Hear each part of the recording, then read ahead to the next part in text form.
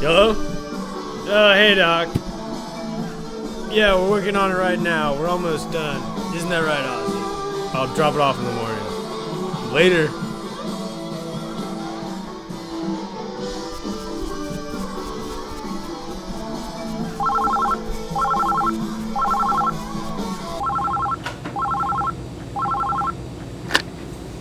Custom Dental Laboratory, this is Erica speaking. Hi, Dr. Bennett. Yes, sir. We're on schedule to have that order finished today, and you'll have it by tomorrow morning. Of course. It's our pleasure. Okay, bye now. Hello, Mr. Wilson. How are you today? Well, Dr. Bennett, I'm doing okay, except for my teeth, of course. Well, hopefully we can help you out with that. Your veneers arrived from the laboratory just this morning. Would you like great. to take a look? Yes, sir, I sure would. Wow. Look at that. Those look great. Yeah, I think they're going to work out well for you. Yeah, are you sure they're mine? Absolutely. Wow. So, what's the next step in the procedure? Well, we'll set up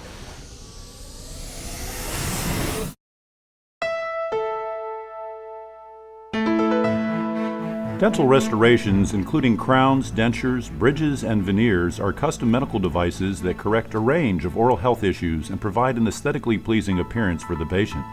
The creation of these products begins at diagnosis, when the dentist determines that a restoration is necessary for the patient. Dentists then create accurate impressions of the patient's teeth for use as a template to fabricate dental restorative products. A handful of dentists have dental technicians that produce restorations in office. The overwhelming majority of practices have their prescriptions fabricated by laboratory technicians outside of their office. Unlike a pharmacy where prescriptions are filled with medications that are shipped to the pharmacy, dental laboratories actually custom make each patient's prescribed restoration from industry-specific materials.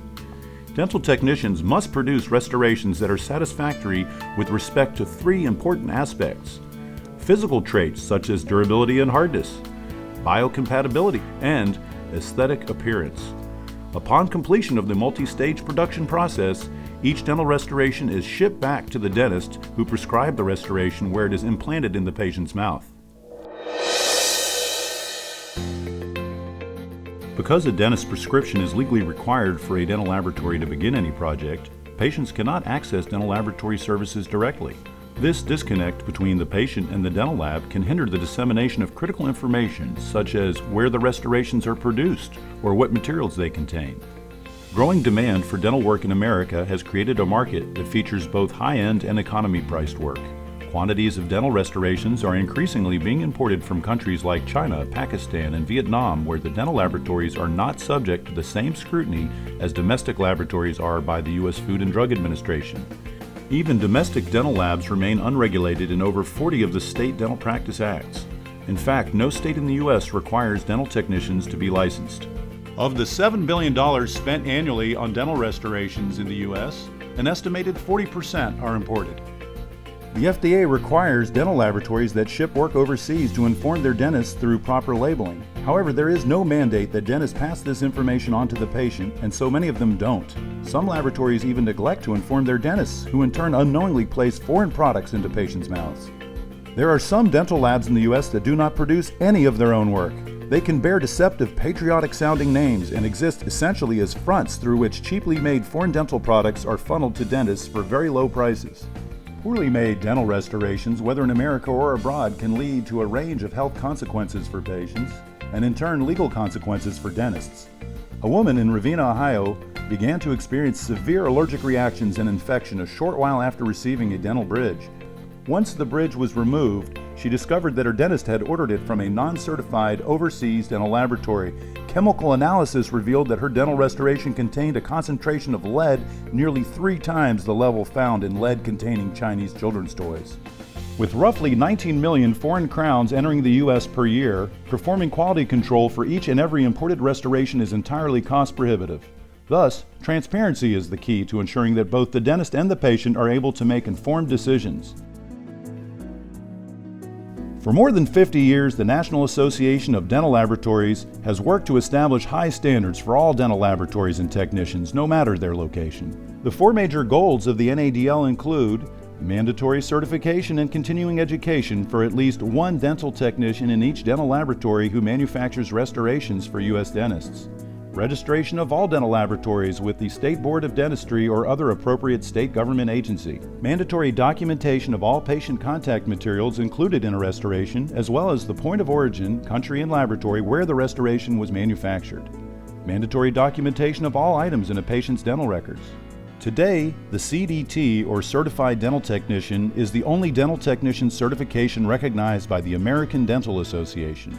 Certified dental technicians have tested their skills against a national standard, ensuring both their technical expertise and artistry. Each technician who achieves the CDT credential through the National Board for Certification in Dental Laboratory Technology, NBC, must pass 2 separate written examinations and demonstrate skill proficiency in a practical examination. As with most professions, the tools used to create dental restorations become more advanced all the time. To keep up with emerging methods, tools, and techniques, CDTs must undergo continuing education and demonstrate their skill annually to retain certification. Certified Dental Laboratories, or CDLs, implement the best practices established by the NBC and NADL. By passing a third-party review of their facilities and procedures, CDLs guarantee that their work is both optimal and consistent. Becoming a CDL is an entirely voluntary process. 2 other laboratory certifications include DAMAS, which requires third-party site inspection, and ISO, International Standardization Organization, which guarantees standards established through the consensus of standardizing organizations from 161 countries. Choosing a dentist who works with a laboratory bearing one of these certifications is the first step patients can take to ensuring quality of care. Both dentists and patients enjoy the benefits of working with a certified laboratory. Patients receive a safe, well-fitting restoration crafted by a certified professional. Meanwhile, dentists can practice with confidence that the products they are prescribing and delivering to their patients reflect the high standards of care their offices uphold. The reduction in risk afforded by working with a certified dental technician lowers the cost of care as a whole, diminishing liability for all parties involved, as well as ensuring the best possible patient outcome. Patients are just as much a part of the dental care team as the dentist, dental lab technician, and auxiliary staff. Transparency grows as a result of communication between these parties. This will foster trusting relationships, often leading to repeat business, referrals, and positive reviews. If patients do not protect their own interest by asking questions to which they're entitled answers, there is no burden, legal or otherwise, for any party to inform them about their dental restorations, where they are from, who made them, or with which materials.